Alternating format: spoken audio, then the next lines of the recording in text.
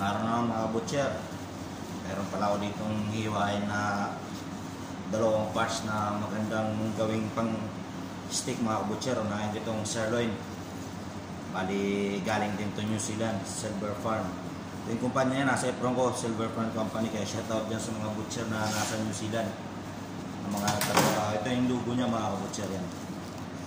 New Zealand grass feed, Silver Farm yan mga butcher. Galing New Zealand. Kaya unahin ko ito yung strip line mga butcher.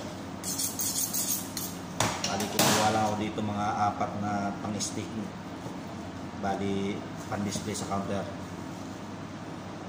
Baling iwa pala nito mga butcher ay yung mga abot ng 1.5 inch. Yan. Kita niya mga butcher. No picking after mobile. Machine lang na din. Okay. No picking after mobile down. Ganyan ang itsura niya.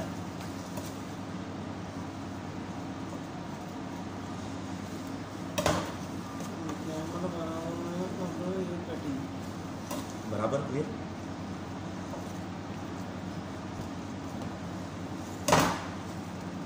Yan, bali 4 na. Okay. Outside display direct. Only 4 pieces. This one not moving too much. Sunod natin itong ribeye steak mga butcher. Ito yung mga fast moving to dito. Mabilis to mga butcher. Kaya medyo marami-raming hiwain dito.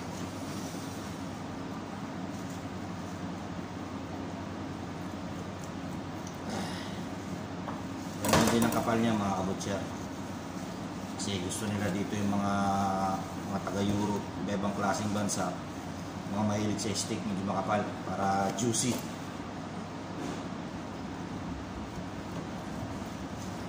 Yan. Ganyan lang magiwa mga kabutcher.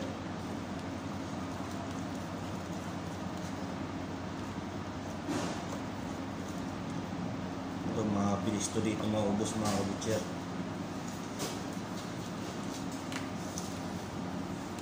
Send it back.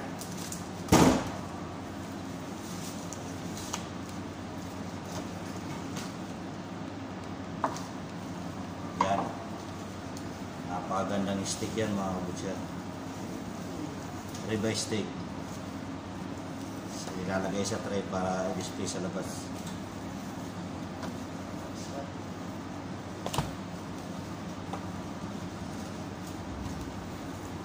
Napakasarap nito. Makatingin tayo sa mga butcher. Dito lang din ako nakatikim nito. Doon sa Pilipinas, di ako nakatikim ng ribeye steak mga butcher kasi sobrang lambot ito. Kaya hanggang dito na lang ang vlog na to. Kaya kita niya kung paano namin i-display. Kaya hanggang dito na lang mga butcher. Okay, sana may matutunan kayo. God bless.